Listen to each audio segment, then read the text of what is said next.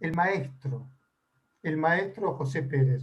Cuando quieras, ya...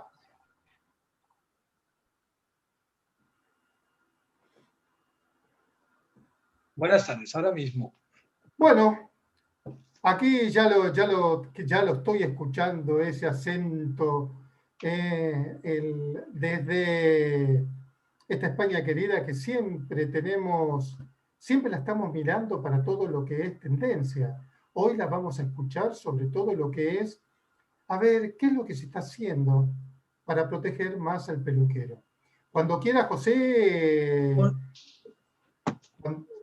cuando quieras, ya lo vamos a ver. ¡Epa! ¡Epa! ¡Epa!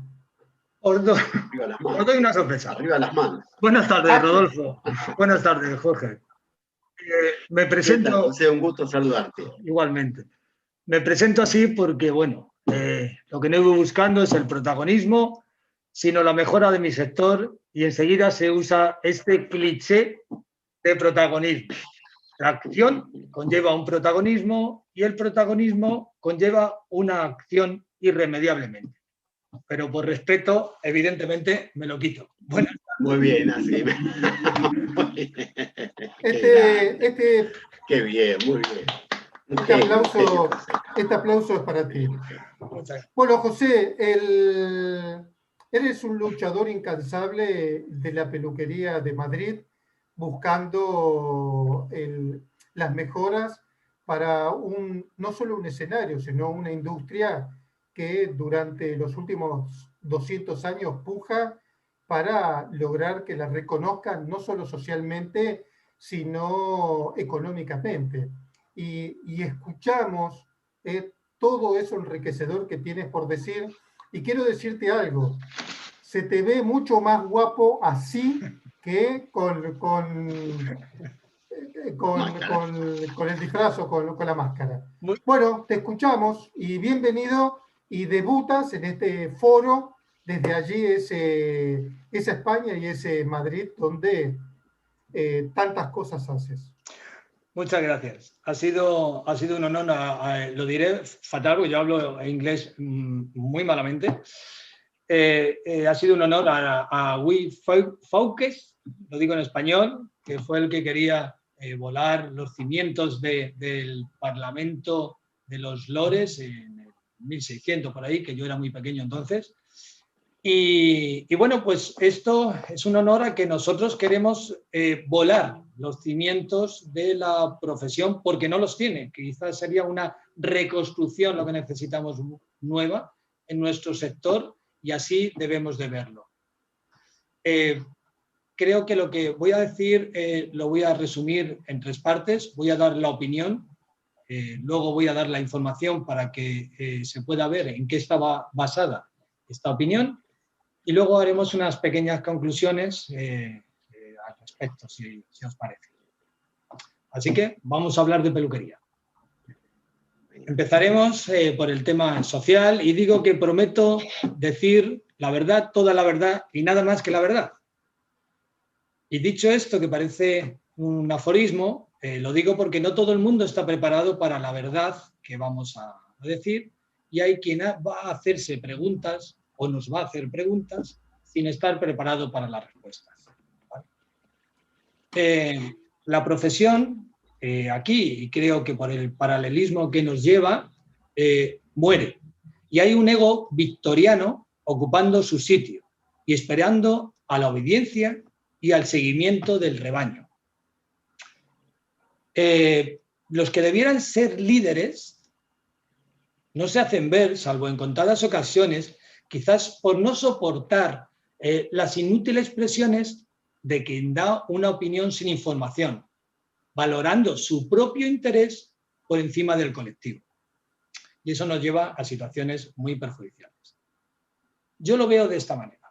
A un lado hay un sector agonizante y al otro lado una masa de profesionales perdidos. Y en medios, los mesías que hablan en nombre de sus derechos y que no se hacen ni autocrítica. Todos deseosos de atención, de audiencia, de like, con una gran dosis de sensacionalismo, de populismo, de demagogia y una vanidad egocéntrica, narcisista, que inclusive los devora. Evidentemente se les ve cómodos ante una ausencia de información rigurosa, sin nadie que ponga freno a esa sobrevaloración y que sacuda su continua necesidad de imagen. Todos saben que sería un fracaso no atraer adeptos, aun cambiando valores de grandiosidad, y aunque los unos y los otros participen de este narcisismo colectivo, hay que matizar también las diferencias. La acción rigurosa y silenciosa y eficaz de unos veo que contrasta con la mediocridad, el ruido y la ineficacia de los otros. Estamos esperando todos una voz que se oiga con un orden, pero lo que necesitamos es pragmatismo. Necesitamos hablar menos y hacer más. Que también debemos de reconocer que nada es gratis, que todo tiene un coste de valor, de tiempo, de imagen, de desgaste. Que aquí vienen los que esperan que cambien las cosas y los que hacen que cambien, dispuestos a pagar este coste. Yo me pregunto que cuando no haya idealistas, que somos estos, ¿quién ocupará este lugar? Siempre hay un grupo, válgame de decir, de ignorantes, que no trato de faltar, es un hecho, que piensan que el fracaso de la unión, esta unión que todos pedimos, basado en el asociacionismo, es debido a que ellos no lo dirigen y ellos, a su vez, no están asociados a nada que sea riguroso. Debemos de tener ética y la pedimos sin saber su significado. Aquí, como a mí me gusta mucho la filosofía, me vais a permitir un inciso.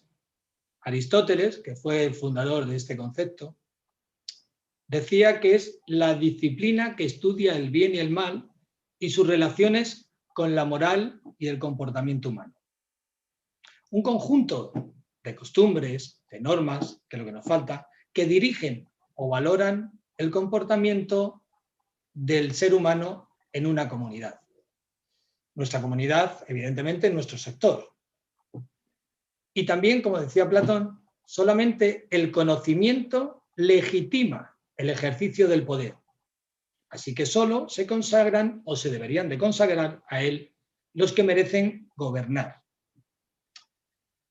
Dicho esto, que viene de entonces, esto va en función a los que defienden los intereses sectoriales para que estén por encima de los suyos personales y los defiendan con rigor para dar esa dignidad que pedimos.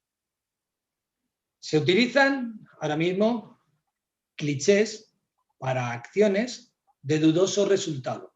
Este término, el cliché, que se refiere a una frase, inclusive una expresión, una acción, una idea, que ha sido usada en exceso hasta el punto de que se pierde la novedad, especialmente si en un principio fue considerada notoriamente poderosa e innovadora, pero está usada hasta la sociedad y vuelvo a insistir en que lo que necesitamos es pragmatismo, menos hablar, más hacer. Y ya con esto, si os parece con la opinión, pues si queréis nos pasamos a los datos. Veo que me estáis escuchando en pleno silencio y ahora lo mismo esto os va... Pero siempre uno de los trabajos más difíciles es pensar, por eso muy poca gente lo hace. Y te respeto por este pensar que tienes y por este trabajo que te tomas para tratar de crear esta trama para que la gente lo vaya entendiendo. Yo voy tomando nota como ese alumno que escucha. Yo siempre estoy en el rol del alumno porque cada espacio, cada lugar, siempre aprendemos. Y nuevamente decirte gracias. Ya vas a finalizar tranquilo, hay tiempo, pero nuevamente gracias por aperturar este foro de ideas donde la oralidad va a ser el protagonista, donde lo que tú dices es real. Siempre que está fuera critica al que hace, y siempre el que hace tiene una mirada recortada porque está involucrado en el problema. Pero, José, nuevamente gracias y te sigo escuchando. Es más, hasta estoy muteado para que no haya ruido alguno.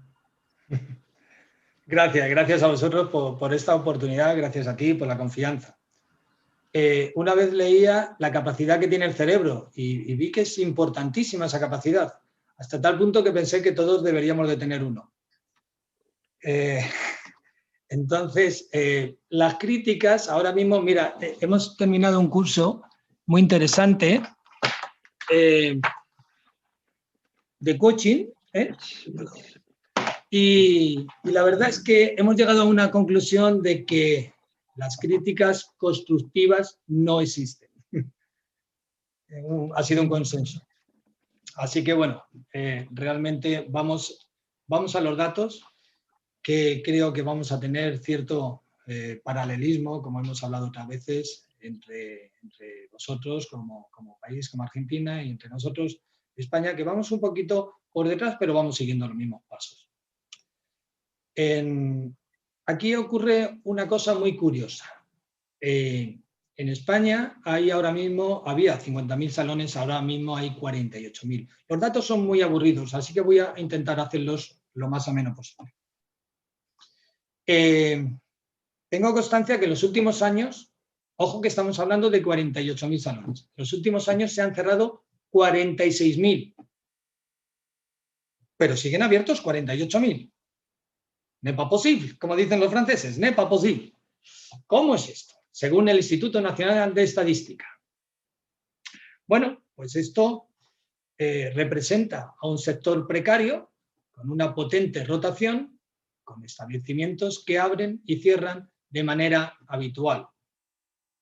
Para entender por qué el cierre de las peluquerías, hay un indicador que no hace mucho lo conocí. Preocupante para la peluquería española. Y hay que recurrir al llamado, y es algo novedoso para mí, supongo que para muchos de nuestros compañeros que nos están oyendo, lo digo en un mal inglés, el High Court Index, el índice de la peluquería según su traducción literal. Significa que las finanzas crecerán en la medida que los ciudadanos acudan con cierta asiduidad a cortarse el pelo o a peinarse a un comercio especializado de este tipo, un salón.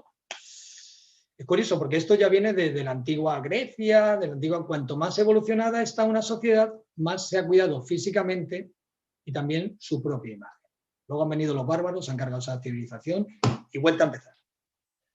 Entonces, en Estados Unidos, esto lo emplea, por ejemplo, la firma Sageworks, uno de los principales proveedores de análisis del mercado para empresas no cotizadas. Y lo hace para poder fijar las perspectivas de crecimiento. Qué importantes somos, ¿no? Y qué poco valor nos damos. Ahora vamos a que el 90% de las empresas, de las microempresas aquí, cierran al año o antes del año. Y solamente del 10%, un 1% llegará a los 10 años. Por eso esto lo podíamos unir a lo que hemos dicho antes de esa atomización que hay de peluquerías que abren y cierran, ¿no? Porque hay que decir que ahora mismo del valor de la peluquería, lo digo de memoria, del valor de la peluquería, las 10 primeras firmas en España tienen el poder de tener el 9,7% de la recaudación bruta del sector. Las 5 primeras firmas grandes tienen el poder de tener, creo recordar, que el 6,7%. Con lo cual, aquí nos vamos dando cuenta un poquito de esa atomización que representa. La inversión antes era de 50.000 euros y un año para alcanzar los beneficios de esa propia empresa. Porque no basta con abrir un pequeño salón o una pequeña empresa, sino que hay que tener una disposición económica para aguantar hasta que ese cliente cíclicamente vuelva y tal. Sabemos que lo sabemos, pero lo refresco. Ahora esto se ha trasladado a 90.000 euros. 90.000 euros y 3 años para alcanzar esos beneficios. Estamos aportando, claro, unas cifras que van antes de la pandemia vírica, que esto también es interesante. Ahora mismo es que todo ha cambiado. No, mejor, como se puede estimar. El tema económico se nos plantea un difícil futuro, ya que veníamos de una crisis económica del IVA que nos subió un 163%, 13 puntos desde el año 2012, y se nos ha unido a esta crisis. El 72% del sector no asumió aquella subida, porque si se hubiese replicado esa subida en los costes, muchos de los salones se hubiesen salido de precio de mercado, ¿no? Y como hay otros problemas añadidos, pues no se pudo hacer. La suma de estas circunstancias, en los estudios de desescalada, que tenemos una previsión de cierre ahora mismo actual de un 15%, que a final de año tenemos un estimado de un 21,8%, y que posiblemente para el año que viene pasaremos, si seguimos así, al 60% de cierres del salón, que parece descabellado, pero que viendo toda esta situación no lo va a ser. También es cierto que habrá esa recirculación que hemos hablado antes.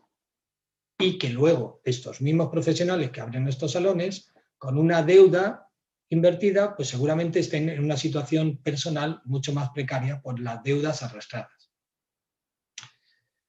Esta situación es debido a que el 67%, ojo lo que digo, 67% de los salones está al 50% de ingresos. Bárbaro. Y esto va a dar pie a la destrucción de 47.000 puestos de trabajo en un sector en el que el 85% es empleo femenino. Más o menos nos vamos dando cuenta de lo horroroso, digamos coloquialmente, que está. Esta situación que nos acompaña no termina aquí, lo malo no termina aquí. Esta situación va a dar pie a una economía sectorial sumergida de atención domiciliaria irregular, en la que se ayudarán de plataformas y de redes sociales para publicitarse, así como contar con una cartera de clientes del salón donde trabajaban. Y esto irá en detrimento de los que sí tengan su salón y trabajen legalmente y paguen sus impuestos, porque representa una competencia desleal.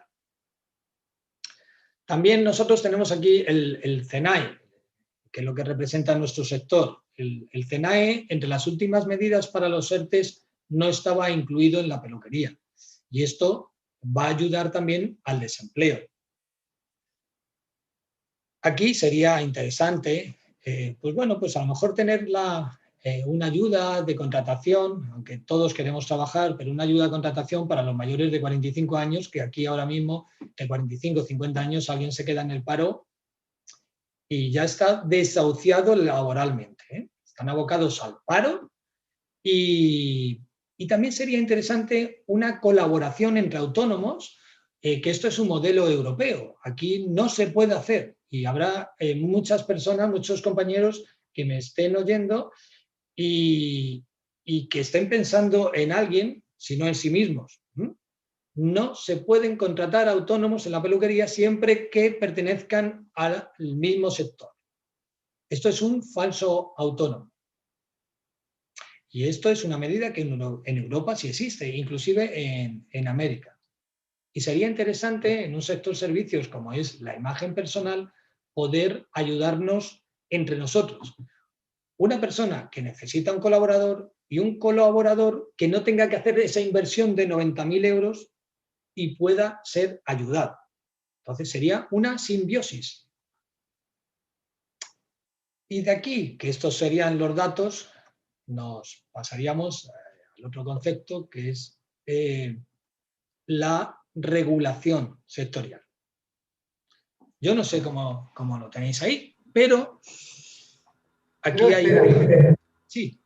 Sí, espera que tomen agua, que se hidraten un poco y habitualmente los baños en realidad vienen en un frasco seco, ¿eh? Y uno cuando se encuentra con la realidad lo primero que hace es, la verdad, ah,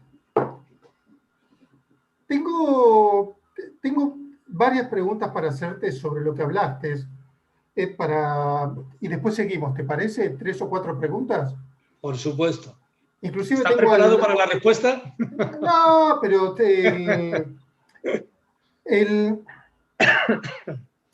la primera pregunta es, ¿qué le pasa a una peluquería en España que no está habilitada y no paga sus impuestos? A ver, son dos preguntas. Son dos preguntas. A mí me han dicho en el curso de coaching que terminaremos la semana que viene, que solamente hay que hacer una. Así que te contesto primero una. A ver, las peluquerías ahora mismo que no estén reguladas. No entiendo muy bien el concepto de la pregunta, pero ahora mismo aquí cualquiera puede abrir una peluquería. Cualquiera. No tiene por qué estar regulada.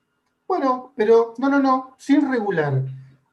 Pero el que abre una peluquería, ¿paga sus impuestos? Sí, claro. Bien. Paga ¿Qué sus pasa? impuestos. Vamos a suponer que nadie está regulado, pero tampoco nadie paga los impuestos. ¿El gobierno dónde pone el foco? Bueno, es una hipótesis. Si nadie estuviese regulado y nadie pagase sus impuestos, aquí ahora mismo se perderían en el país pues, prácticamente 3.200 millones, que es la cuota más baja que hemos tenido de ingresos sectoriales, que hemos pasado de 5.000 millones que teníamos a 3.200. De hecho, aquí tenemos un gráfico, a ver si lo puedo enfocar bien, que veréis que desde el año 2011 al 2019, desde el año 2011 al 2019, vamos en caída libre. Aquí pasamos de casi más de 5.000 millones de ingresos brutos a menos de, bueno, sí, a un estimado de 3.200 aproximadamente. Eso son unas pérdidas importantes. José, si la cantidad de salones que cierran es casi la misma de los que abren, y el promedio de vida de esta apertura, hay dos preguntas, por eso con el curso de coaching vamos a respetarlo. La primera pregunta sería, cuando va a estudiar alguien para convertirse en el nuevo peluquero, en este novato feliz, alguien le dice que o va a tener que ser un gran emprendedor o quizás va el bote, porque le venden un bote con 4 agujeros. Esta es la primera pregunta. Y te hago una segunda pregunta. ¿Dónde va después esa gente? Porque si estamos hablando de 100.000 personas que están trabajando y cerraron sus peluquerías, ¿qué sucede? Van aquellas que son, por ejemplo, aquí en Argentina hay 3 marcas que son los empleadores más importantes. Casualmente mañana va a estar como disertante el CEO de ellos. Pero ¿dónde va esa gente? ¿Se dedica a otra cosa? ¿El peluquero después se convierte en un trabajador de cualquier actividad? Porque hay algo que parece no un bote con 4 agujeros, parece un gran agujero con un bote de papel arriba. Sí. A ver, en principio ahora mismo la formación ha pasado, que eso ahora si queréis lo damos con datos. ha pasado de ser una formación profesional de 2 años a 5 años de maestría con 11 asignaturas, ha pasado de tener 8 horas a 6 meses. 8 horas que te llega un pseudo formador, ¿sabes? Y te dice cómo tienes que hacerlo en alguna de las especialidades. Luego pones un barber pole en la puerta y ya está.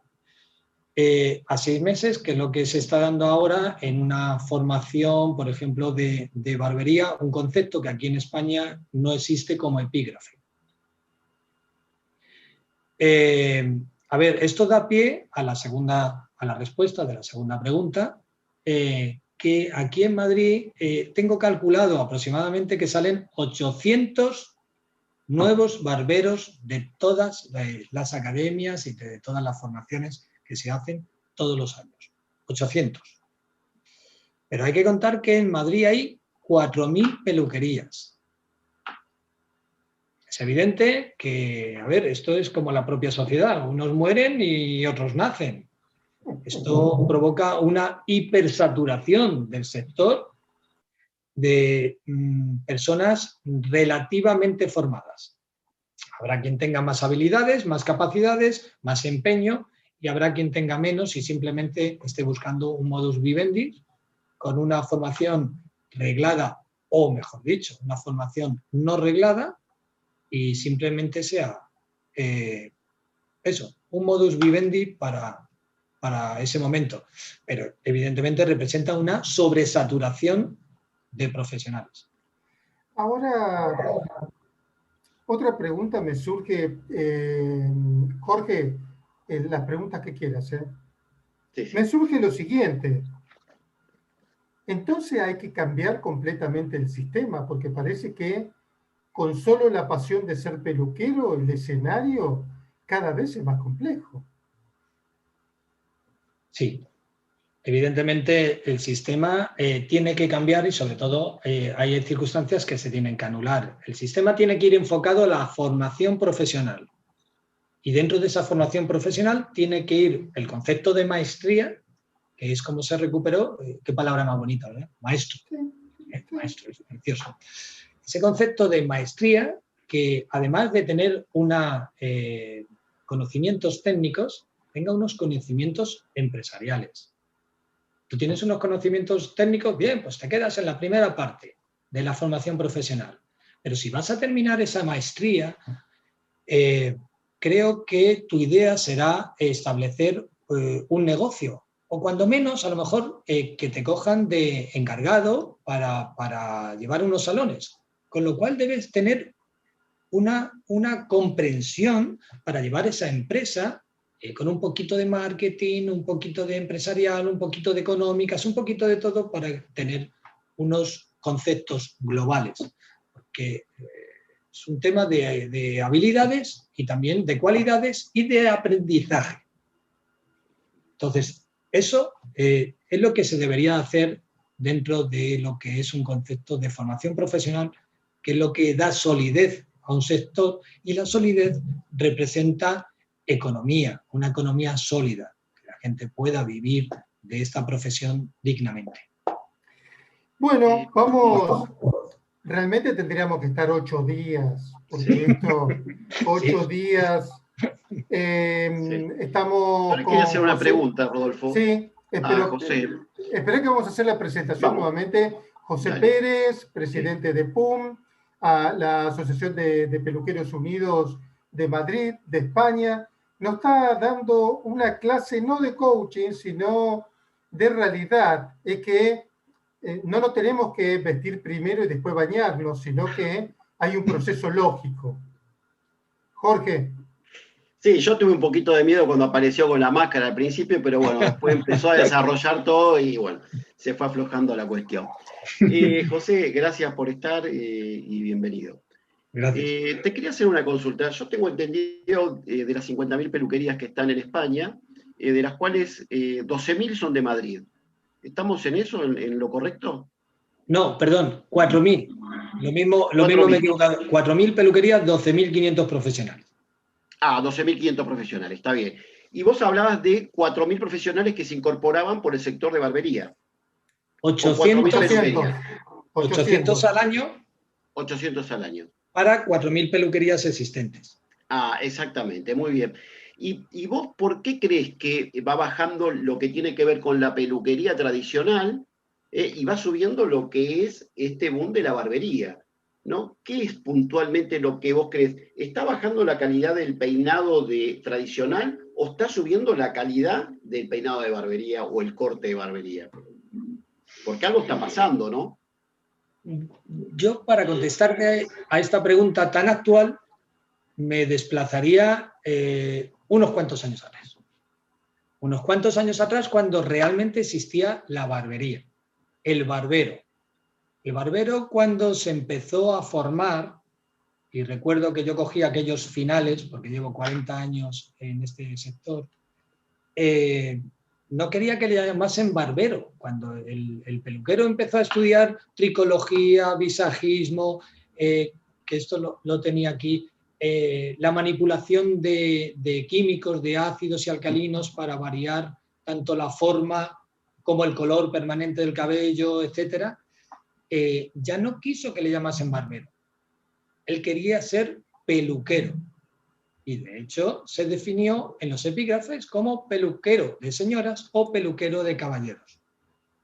Entonces, ahora, cuando se surgió la crisis inmobiliaria, hubo mucho paro, vinieron de otros sectores que estaban más precarizados, y entonces se encontraron con esta nueva formación, estas formaciones que hemos hablado, no reguladas y tal, y entonces empezaron a hacerse barberos y empezaron a aprender a cortar el pelo y, bueno, algunos a afeitar o arreglar la barba, que eran los procesos básicos de la barbería en su momento. Entonces, como ha habido mucho, pues entonces la barbería ha ido increciendo en función a esta necesidad laboral, más que necesidad de usuario. Y entonces se le ha dado un posicionamiento de tendencia que, bueno, que válgame que no soy pitoniso, pero creo que esto tiene sus días contados, es evidente. José, ¿cómo pasa el tiempo? Es impresionante. Sí, ¿cómo está el clima en Barcelona? Hoy hacía 2 grados, porque tengo gente, familia viviendo allí, estaba con 2 grados. ¿Cómo está Madrid? Pues ahora mismo aquí tenemos un día frío pero soleado, muy agradable para dar una vueltecita abrigadito. Yo que soy muy frío. Y cuando hablamos vueltecita, tenemos una vueltecita de 7 minutos para ir cerrando. Y me gustaría que abordes el tema de las instituciones, si tienes algo preparado ahí, porque abordaste tema más que interesante que da para una plática por lo menos de 4 horas. Me vas a tener en abril del año que viene por allí, porque suspendí un viaje este año, pero nos vamos a reencontrar. Pero como presidente de una institución, ya veo que piensas, ya veo que tienes estadística, que eso ya es mucho. ¿Qué otro recurso un dirigente tiene que tener para lograr los objetivos de aquellos que los acompañan? Pues yo creo que de cara a las instituciones, que evidentemente nosotros hemos hablado con la Comunidad de Madrid, hemos estado varias veces en el Congreso de Diputados, reunidos con diversos grupos políticos, hemos estado para que nos abran el certificado de profesionalidad con la subdirección de titulación y acreditación de la Comunidad de Madrid. Total, que nos hemos movido por instituciones casi en silencio, pero muy efectivos. Pero yo a las administraciones le pediría pues, la actualización de la formación profesional, siendo muy resumido, y la sensibilización de los impuestos que ahora nos gravan, así como una facilidad de contratación y, como hemos dicho antes, de colaboración entre autónomos. Yo creo que con todos los grupos políticos que he hablado han entendido la situación precaria del sector y les ha asombrado. Es curioso, les ha asombrado. Y cuando he terminado de explicar todo, he tenido en algún momento la frase de José, ¿por dónde empezamos? Bien, interesante. Tengo una última pregunta, pero quiero que Jorge trate de checar bien ahí de lo que el público está escribiendo para podérsela transmitir a José. Sí, acá tenemos una pregunta de un compañero, Alejandro Ribota, que está diciendo que un alumno de él quiere terminar de estudiar sus estudios e ir a poner una peluquería a España. ¿Y qué es lo que vos aconsejás o lo que le podés llegar a decir con respecto a esto? No te pagamos, espera que las asesorías no se pagan, es un foro de debate. Es un Bien, consejo. te Un escucho. consejo. Le acabamos de dar una cantidad de datos económicos, de visión y opinión basada en estos datos que debería de evaluar todo esto que le hemos dado y sacar su propia opinión. Yo creo que, aunque nos pida consejo, le acabamos de dar todas las herramientas para que él tome una decisión. Y cuando hablamos de decisión, estamos con José Pérez de Madrid y quiero hacerte la última pregunta. De acuerdo a todo lo que comentaste, entonces, la literatura del dirigente de la peluquería, donde le dice el 95% es show, purpurina y aplausos. ¿Qué le diríamos?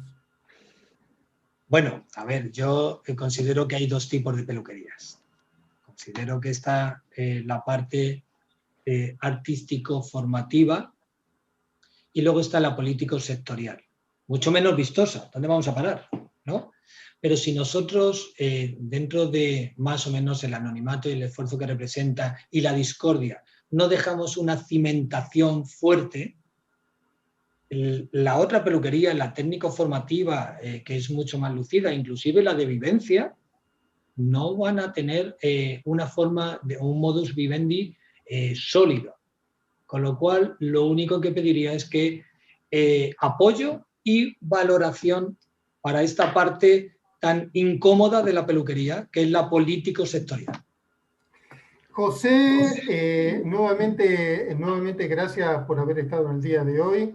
Jorge, ¿querés hacer la última pregunta a José? Y la verdad que, bueno, quedan muchas preguntas en el tintero con todo lo que habló, pero bueno, la verdad que hay otros disertantes también y fue un placer escucharlo, muchas gracias. La verdad que es muy interesante todo lo que dice José.